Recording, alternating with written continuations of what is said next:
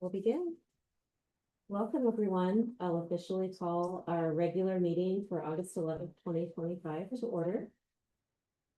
Taking roll call, please note that Director Badness is absent this month, but all of the directors are here in person. Next, we'll read our mission and vision statements.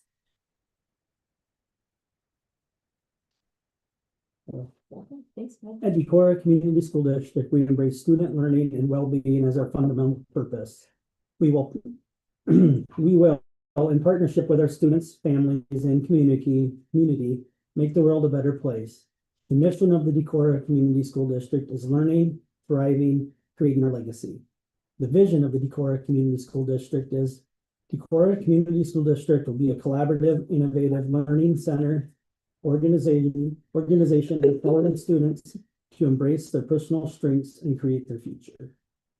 Thank you. And next is old business on our agenda, which is the second reading of several policies, the 300 series, the 400 series, and the 500 series.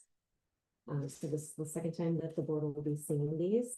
And of course, the Decorah School District follows the legal recommendation of IASB with all of our policies.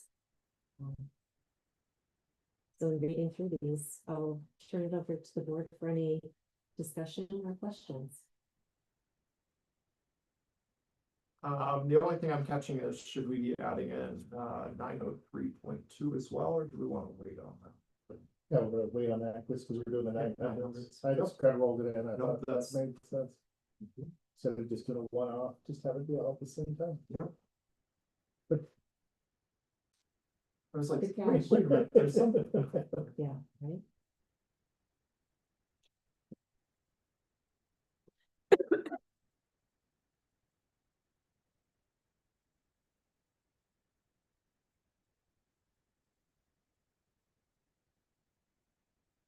I'll make a motion that we approve the second reading of board policies for the 300s, 400s, and 500 series. I'll second. Okay, hearing a motion in a second. Are there any further questions or discussion? Hearing none, all in favor, please say aye. Aye. Aye. Opposed, same sign. Motion carries. Next, I will ask for a motion to approve tonight's agenda. I'll move to approve the agenda. It's printed. Second. Hearing a motion in a second, any further discussion? Hearing none, all in favor, please say aye. Aye. Aye. Opposed, same sign.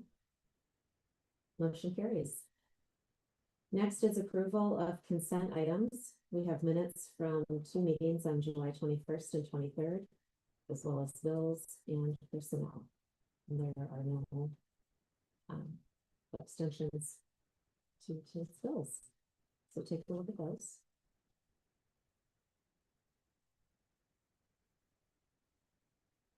Is the extra roof repairs in this? no, don't believe, because I think we just got those like today.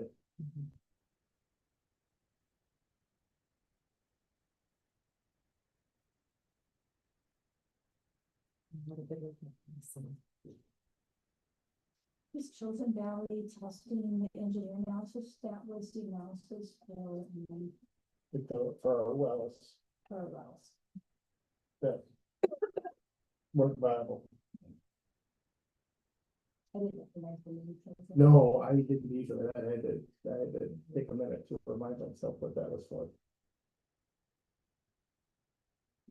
Well, I'll move to approve the consent items.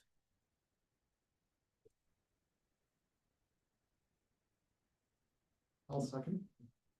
Okay, hearing a motion in a second, any further discussion?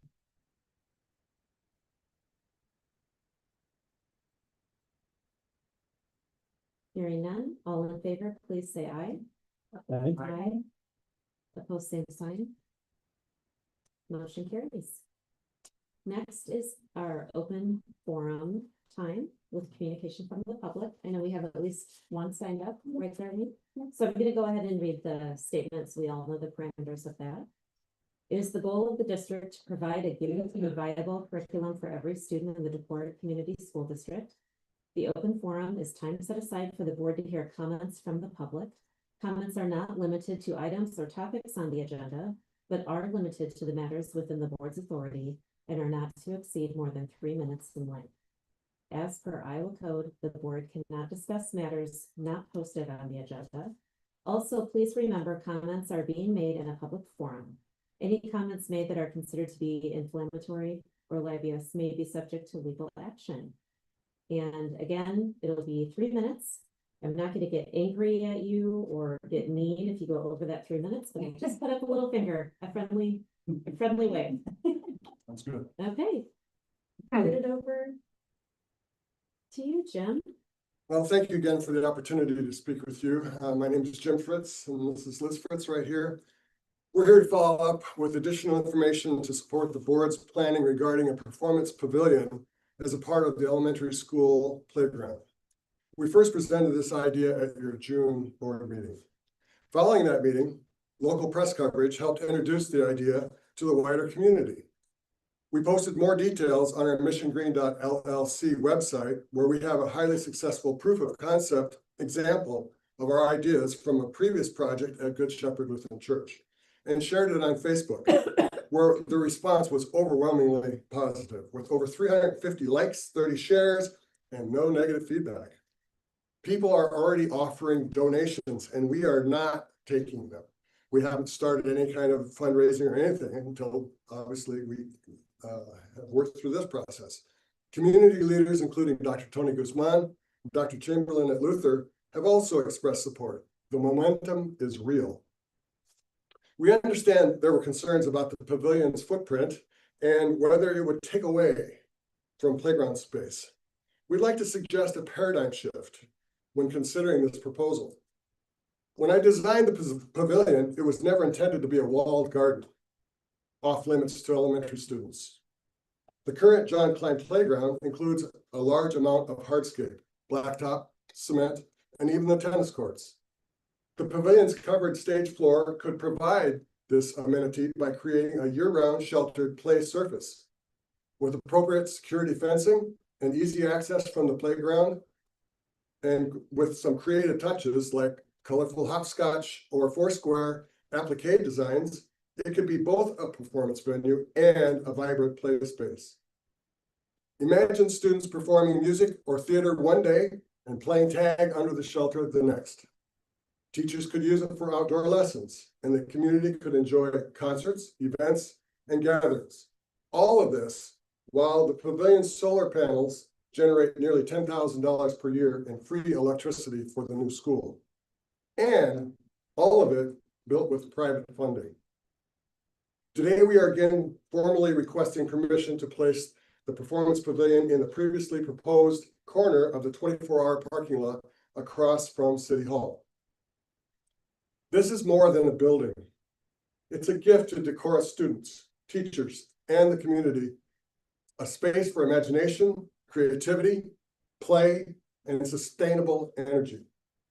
This is the ideal location that serves all of the goals of this project. We believe it is not a detraction from the playground and school, but rather a lasting enhancement. For us, it's a win-win. We hope you'll agree. Thank you. How'd I do? Wow, you nailed it. Second. Okay. Are there any others that would like to provide a public tonight? Hi, my name is Susan Cantine, and I was a theatrical music, or not music, but speech and theater person at Decorah High School for many years, and I retired in 2005, I believe. It was actually 4, but I had to sub for myself in the last two quarters.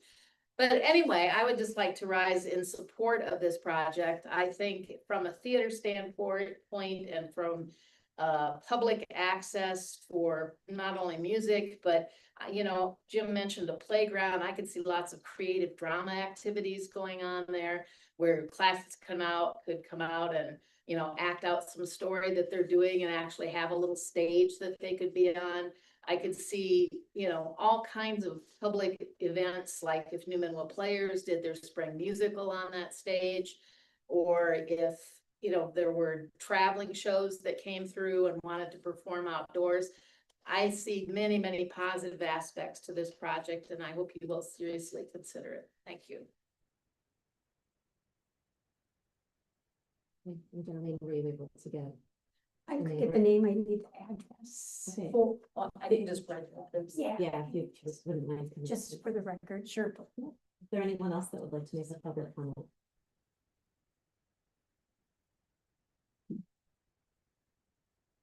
No one else is making eye contact.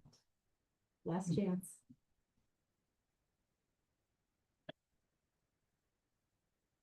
Okay. Thank you both. We'll move on in our agenda. There's no presentation in August. So we will move on to new business. The first item for new business is approval of the 2025-26 level 1 and 2 investigators. This is a very routine thing, right? Yeah, very routine, only changes are new staff members. This just kind of outlines the district's procedure for investigating any kind of level, 1, and those are, if there's a concern with some,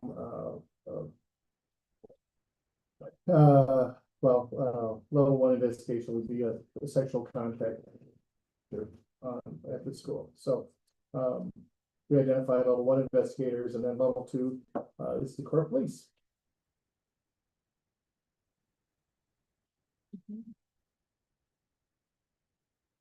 I'll move to approve our level 1 and level 2 investigators for the 2025-2026 school year. I'll second. Okay, we're in a motion, no second, good. Is there any further discussion? All in favor, please say aye. Aye. Aye. Opposed, same sign. Motion carries. Next is approval of Schedule B, summer coaches. And I continue to be inspired by all the people that generously share their time and talent with the Decorah Community School District in this way.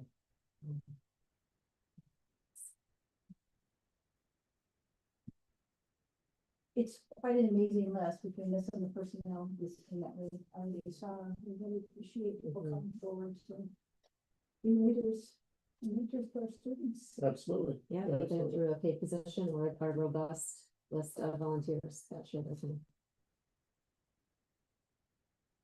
And this is a little bit newer procedure when the state changed some of the collective bargaining agreements.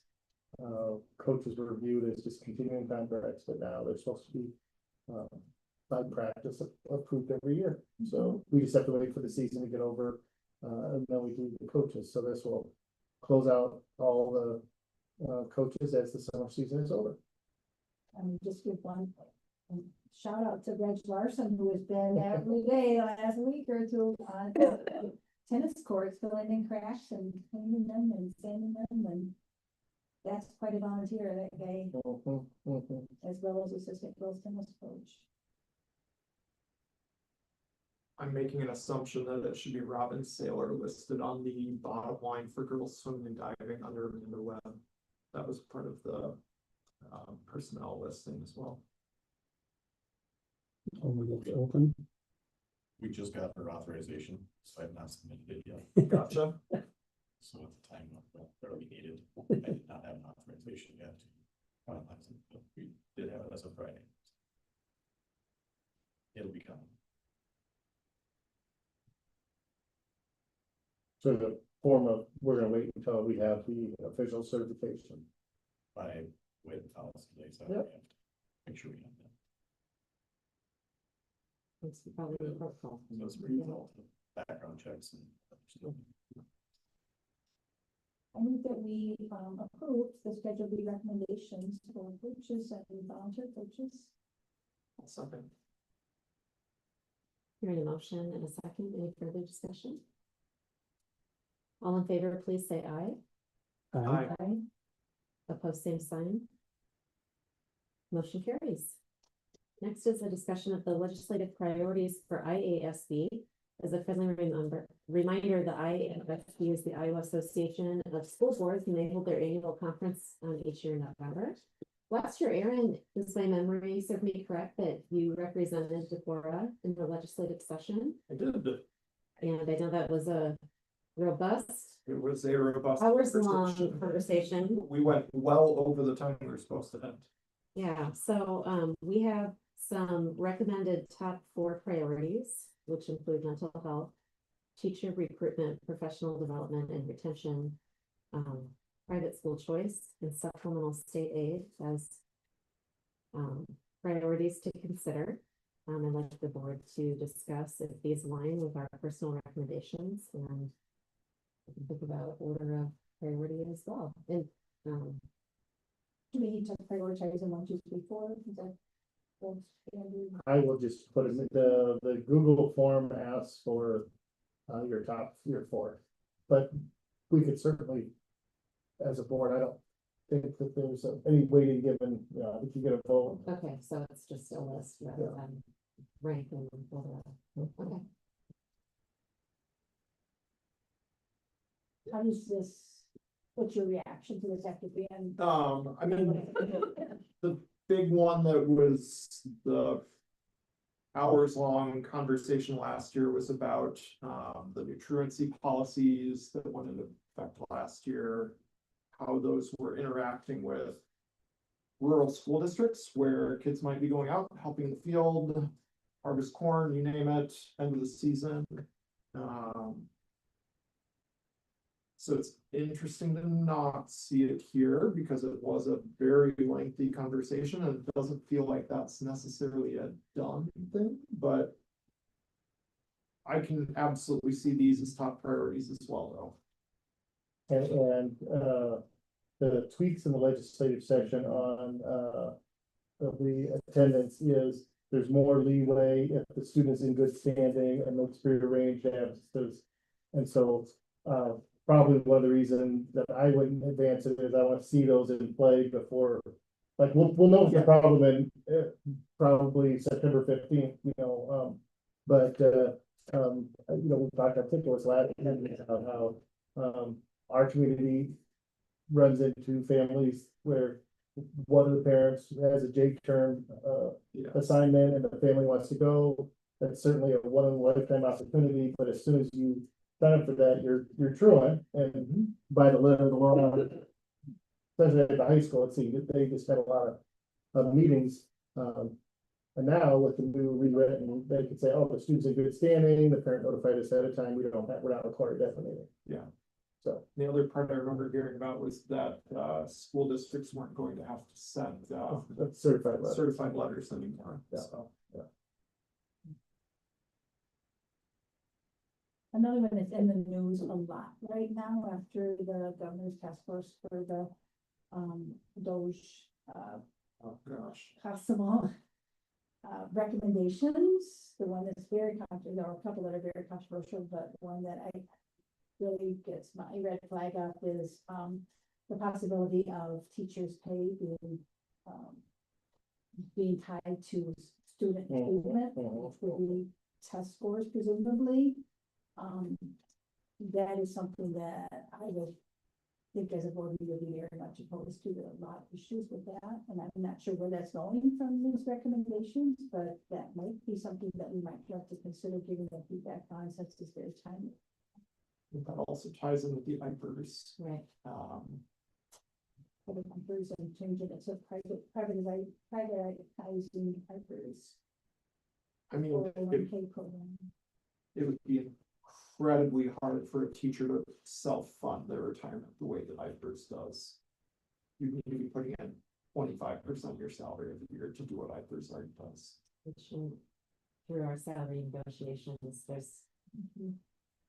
Yeah, I mean, we're already stuck in a hard place, and so keep pushing down a little farther, and maybe that gets towards the supplemental state aid topic as well, but all the stuff that's come out in the last couple of weeks. Does that fit into teacher retention? It definitely does, Or because we have Yeah. a teacher shortage. I think having that kind of pay structure would definitely affect being able to hire special ed teachers, which already is the biggest area of shortage. Well, and I just look at it and I think, okay, we're going to evaluate teachers based on their students' test scores of some form, function. How do you do that for music, PE, business? I something that's not special ed, I mean, you name it. There's a host of things that are not considered when they're bringing this forward. Seems like a half-formed thought that they're throwing out there. And maybe it's so that we forget about the fact supplemental state aid has been minimal for 20 years. We've fallen behind there, but I think this is a very good list. I'm sure that other school districts will also have a lot of these on their mind, and I think there will be others as well that get raised to the top that we've already been talking about. Yeah, I agree. These are my top, or I can somehow fit my top concerns into the broad categories of these four. Yeah, I agree also. Okay. Or good ones. Could we add to the number 2, teacher recruitment, professional development and retention? Could we add something on there about, To change the wording, so it's that it includes Specific and to- continuing with the, current pay structure with salary schedules? Something like that? Yeah, so this was all generated before, the Doge Right, recommendation. yeah. Yeah, Absolutely, I can try to put it in notes, and then, as Aaron said, the delegate assembly then becomes the other forum. So whoever we're sending to the delegate assembly, in my house, we'd all touch our nose, so that Aaron would be the person who goes. Delegate assembly, but, yeah, that, I will certainly add, a comment about how hypers, privatizing hypers would deter retention and recruitment, as well as we would also see a merit pay system as impacting retention as well. So, This is a discussion item, so there's no specific action that needs to be taken. So are there any final words on that topic before we move on? I'm intrigued to see where the private school choice, if it comes up as one of the ones discussed. It obviously was last year as well, but now that we continue to move further down the timeline. And now that there is, I would say, a preferential scale within the private school open enrollment options, I'll be interested to see where that goes. We're, Just we're be all happy, but keeping eyes, especially here locally on enrollment. We saw a significant dip last year, so. We're here to see what happens on September 30th. Let's see. mhm.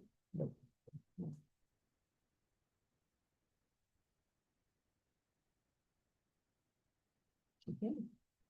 Next, we'll move on to new business item D, approval of tuition reimbursement. This was on our agenda last month as well, but this specific teacher needs additional support to fill the gap Yeah, with the professional development. so we're using the tuition reimbursement for staff that we're hiring, either we're hiring or existing staff to get additional certifications. The idea that we need them to get the, well, traditionally special ed endorsement or business endorsement are the ones, or family consumer science endorsement. And so, one of our new hires, needed additional funds for, looked at all the classes that she was got to take and said, oh, I need additional funds. And our document, I believe had $7,000 for reimbursement, and so this goes up to 800 or 8,500 for reimbursement. And as was pointed out, that this probably is not just an individual, we should do this for all our tuition reimbursements. In the event that other staff run into that, obviously you don't ask for reimbursement if you don't need the class, you don't take the class. This is a reimbursement where you submit your college transcripts with your tuition bill, and then we reimburse after successful completion. So, just making sure that this would be for Heidi's specific, but I would say for all our tuition reimbursements, because we just did those last month, that we would modify those up to 8,500, and because there could be more needs and staff don't know that, and just save us time in the future. Yeah, and I want to support all the people that feel called to serve in this way and that we want to reach certification. They're hard to fill positions for. Oh, very sure. Hard to fill positions. Absolutely. Move to approve the tuition reimbursement. For Heidi's Leaking. I'll second. Very motion in a second. Any further comments or discussion? I'll just confirm that it was 7,000, so it's a $1,500 change. Okay, noted. All in favor, please say aye. Aye. Opposed, same sign. Motion carries. Next is the first reading of the 600 series, the 800 series, and the 100 series. Board policy. And they're shorter than the 400s and the 500s for sure. There's a little bit in the 800s about the building acquisition and sale of buildings. We may be faced with that when we no longer need West Side anymore. Which we can't just say, oh, we want to give it to Bob because he's a good guy for $1. We have to put it up for sale and sell it to the highest bidder. That is the state law now. So that's just something that's in there. Other than that, we've got the 902.3 that we had last week was 902.3. It was 903.2. So I just, since we're doing the whole series, I just had it in there about community visitors and our buildings. And I'll do a little summary on the changes, but I don't recall too many changes in these policies. Not as many as the other one. But it's the first read, so. And as a friendly reminder to board members, as we get questions, because we're covered with questions in our lives in the community, please refer back to these policies. To the example of the situation of selling buildings, it's not our personal opinion of how that is going to go. It's according to policy. So I encourage you to reference. I've done screenshots, copying and pasting to people to say this is cited in board policy, pointing them to exactly where to find it to. Just so you know the rules and guidelines.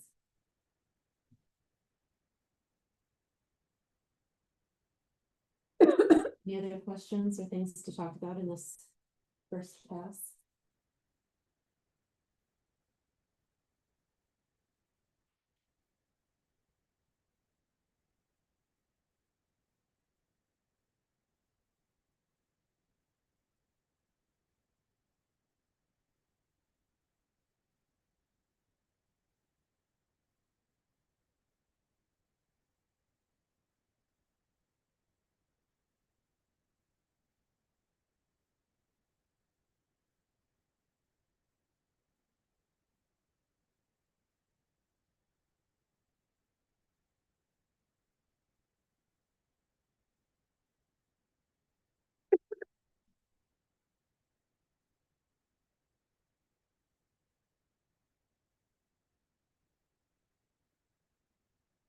I'll make a motion. We approve the first readings of the 600s, 800s, and 900 series. I'll second that. Any motion and a second? Are there any further discussion on this?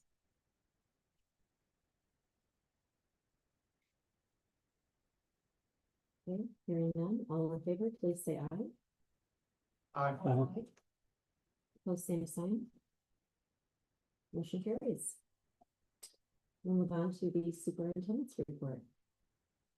Well, the first thing is I'd like to introduce or welcome back Laura Smith, who's going to be our 5/12 and Crossroads Special Ed Director. So Laura, welcome. Welcome. Nice to meet you. Thanks for being present here tonight. And then I guess officially, this other new duties are pre-K 4 Special Ed Director, who's not a new face, is Shannon in the back. And then as of this board meeting, our interim SBO is now our SBO, so Joan Lowe will do that for the year, and I will get details out to staff, but I shared with the board kind of a plan for that for this year, and extra support from existing staff for that. So those are the big personnel changes. We're gonna welcome new teachers back on Thursday, so that's exciting. I don't even think of Tori as being new, but Tori officially started now as our elementary principal at John Clyde. Many apologies, Tori. You're hiding back there behind Mr. Riley. That's warned me many times, I should not sit here. Yeah. Oh, the new people have to be in the front row. You did say that many times. So new teachers on Thursday, and then all staff on Monday the 18th. And board members are welcome to come to breakfast and the brief welcome. Does it bother me, my nervousness of that presentation at all to see extra people? So other than that, we're getting close. We've got some new elementary stuff coming. I did share with the board. I want to get off the site plan. That's exciting, but I'm really looking forward to the inside stuff and those drawings being shared. We're close. I really want to have that with a new school year. So, and I shared a bunch of stuff about the roof replacement. I don't need to be too excited about roof replacement because maybe it's not everybody's thing, but That's exciting. I'm happy we're doing it, and I'm thrilled for the Carrie Lee Auditorium. You're also be better at night with these roof replacements. Yeah. So, and as it's kind of outlined there, they did find some deteriorated, I would say, rotten wood under the Carrie Lee roof. So that was a little extra replacement cost, but happy to have, I'm sure that's part of having an old roof on there. So not only do we have new shingles, but we have a new partial deck for our Carrie Lee gymnasium. So looking forward to that. And with that, I will, in my comments, I can take questions as needed. And tennis has begun, which is, Today, Okay. the first meet today. No, Saturday. Yeah, they began practice a week ago, last Monday. they right? played the tournament or Saturday. Right? Great, so that's a shift in our activities calendar. And just a reminder, there is a link in here to find the activity schedule on Bound and subscribe to automate those. Add into our digital calendars. So thanks. I know that this is our first academic year with our not being a part of the Northeast Iowa Conference. So Mr. Riley, thanks for being present, and thanks for all the work that's gone into scheduling. I know that I don't want to overlook or take advantage or know that it was easy to plan for this year. So thank you for all the extra that went into that. It's an impressive schedule, and we're doing the best that we can with what we have right now, right? Yes.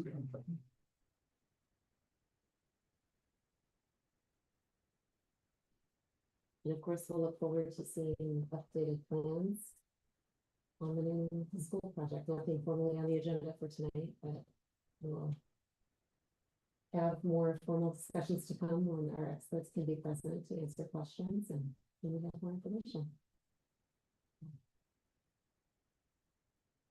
Any other questions for Dr. Cronin in the superintendent's report?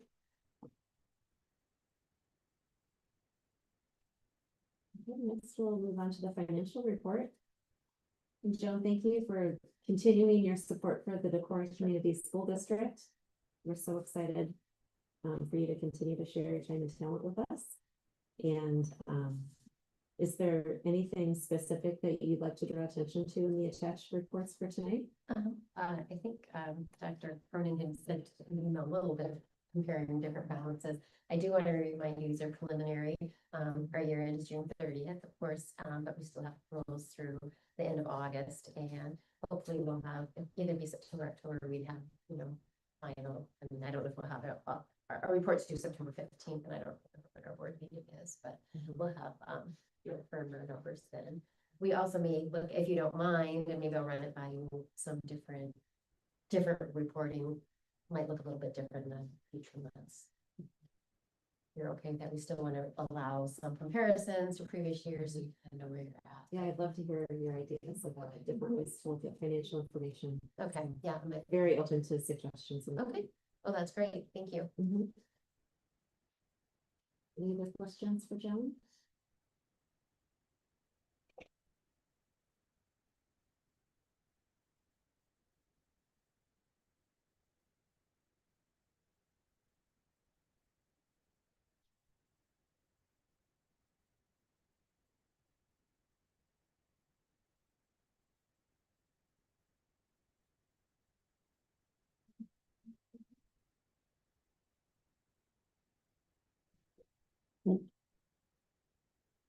That brings us to the end of our agenda, so I'll call the meeting adjourned. Thanks for coming tonight, everyone.